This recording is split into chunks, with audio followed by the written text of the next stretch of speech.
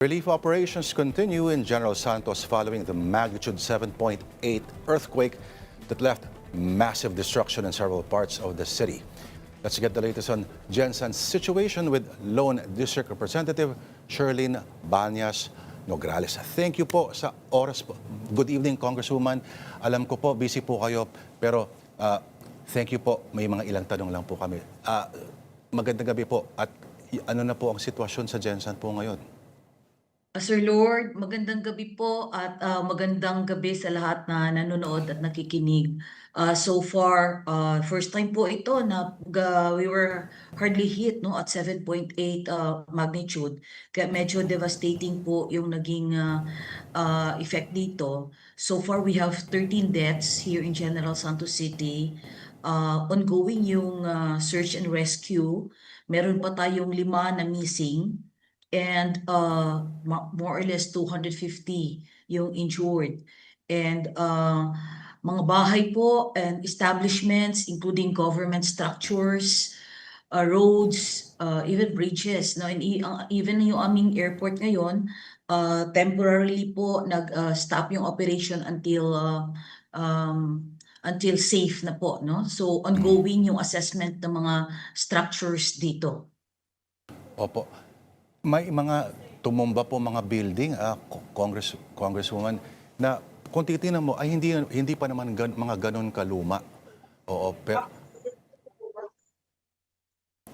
pero kamusta ho ba yung meeting po ninyo with the DSWD Secretary Gatchalian at yung napag-usapan niyo ho ba na isusupply niya, nakarating na po ba?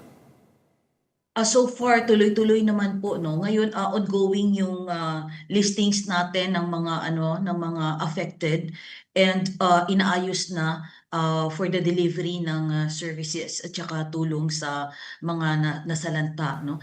So far, very supportive naman po lahat. Ang kagandahan, Sir Lord, kasi at this point in time, lahat po habang nagkakagulo sa ibang bahagi, dito naman po sa General Santos, naramdaman namin yung pagkakaisa ng lahat po at lahat ay tumulong no in any way that we can, and we deeply appreciate po ang lahat ng tumulong dito sa amin.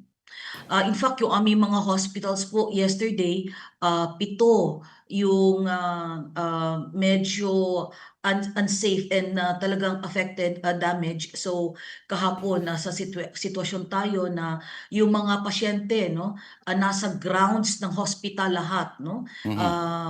And walang kuryente, walang tubig no, and sa ngayon 60% of the city has been energized already, and nagpapasalamat din kami no sa mga other electric cooperatives na pumunta dito to help out Socoteco 2 na para mapabilis na ma-energize no yung city. Inuna muna yung ating mga hospitals.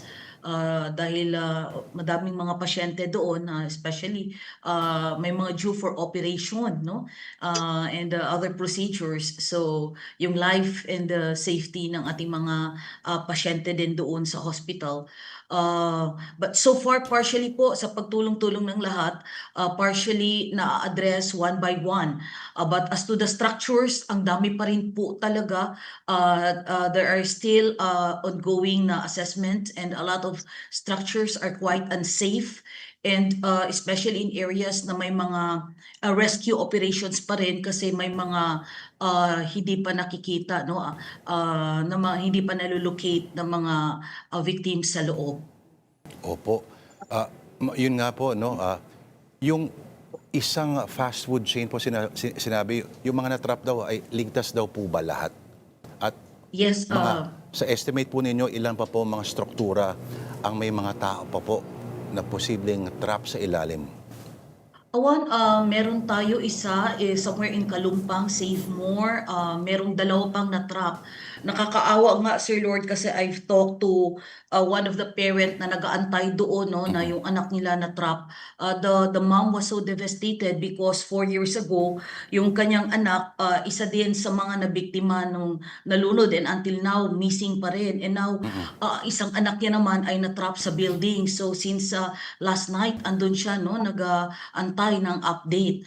So for dalawa doon sa building, and there are 3 other missing pa na hinahanap. So a total of around 4, no?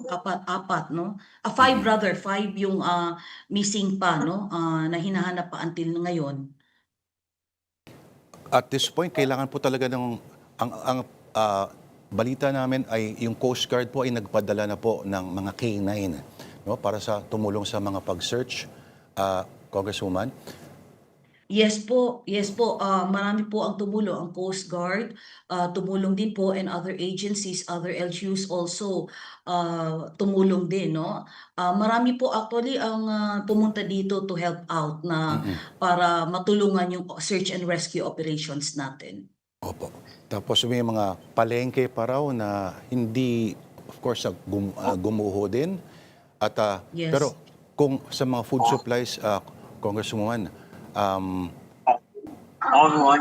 so far, okay naman ang supply natin ng pagkain, ang pagpasok po. So far ngayon po, medyo okay na. Kahapon po, hirap kami dahil sirado ang lahat ng establishment, including our public market. Apo. So, yung mga hospital, sa mga hospitals natin, yung pasyente sa ground, hirap maghanap ng pagkain, no? But sa tulong ng lahat, no, na we were able to pull through. And so far, Sir Lord, yung structure pala na itanong mo kanina, so far based on our data here, we have a total of 69 structures, buildings po that are totally affected, including our City Hall, our Sangguniang Panglungsod, and some barangay halls. Meron tayong 7 hotels na affected din, 7 malls na affected din, and merong mga tulad ng nabanggit ninyo kanina, food chains, no? Food chains, may mga simbahan, may mga bangko, may mga pharmacies, and many other establishments, no? In fact, may mga portion po na nagkaroon din ng soil liquefaction, talagang nahati, and may mga subdivisions na yung mga bahay ay totally damaged, no? Ang nakakapraning din daw, Kong, ay yung mga aftershocks, ano? Napakarami na raw in varying degrees. Pero nakakatrauma po ito. Paano po tayo nagpe-prepare? Paano natin piniprepare po yung mga taga-Jensen po for Yes, Sir Lord. aftershocks? Apo. Lahat nagkakaroon na ng trauma, no? Kasi ang dami after ng earthquake, 7.8 na magnitude after nun, ang dami mga aftershocks that we are experiencing. In fact, until ngayon, tuloy-tuloy pa rin, no? So, well, lahat naka-standby, naka-ready naman, no? Although wala naman sa kamay talaga natin, no? Ito ay talagang hindi inaasahan, and beyond us, to beyond us, act of nature ito. So Opo. what we can do is just to really hold on and help each other and do what the most that we can, no? Because there are really things that are beyond our control. Sa mga nais pong, alam ba, mag-donate o magbigay po ng mga kung ano man ang supply sa kakailangan po ninyo, saan po kaya maaring kumontak, Congresswoman? Meron tayong central command sa City Hall natin, sa Dreamsea natin. Naka-centralize po doon. Pwedeng magpadala doon ng tulong, no? It's at nasa sa City Hall compound natin, within the government center. Alright, at We will maaari give pong you hanapin yan. later the contact person and the contact numbers, Sir Lord, para sa gustong magpadala ng tulong. Thank you po. At sa social media accounts po ninyo ay maaari din pong mahanap ang mga numero, Congresswoman. Yes po, yes po. Yes po. Alright. Mag-ingat po kayo at maraming salamat po sa inyong oras. I know you're very busy. Thank you po. Jensan Lone District Representative Sherlyn Banyas Nograles. Magandang gabi po. Sir Mag-ingat Lord, po kayo. I just take this opportunity talaga na magpasalamat sa lahat ng tumulong, no? From the national government, no? From the Office of the President, Office of the Vice President, ang lahat mga secretaries na pumunta dito at ang mga kasamahan ko po sa Congress, no? Si Speaker, our Majority Floor Leader, and lahat po talagang they made sure to get in touch and do what they can to help us out here. So maraming salamat po. Sa mga gatong panahon, Congresswoman, isa lang ang partido natin lahat. Partido Yes po. Team Philippines. Ramdam namin ang tulong ng lahat, ramdam namin ang pagkakaisa ng lahat. At from the bottom of the hearts of the people of General Santos City, maraming salamat po sa lahat. Thank you po sa inyong oras, Congresswoman.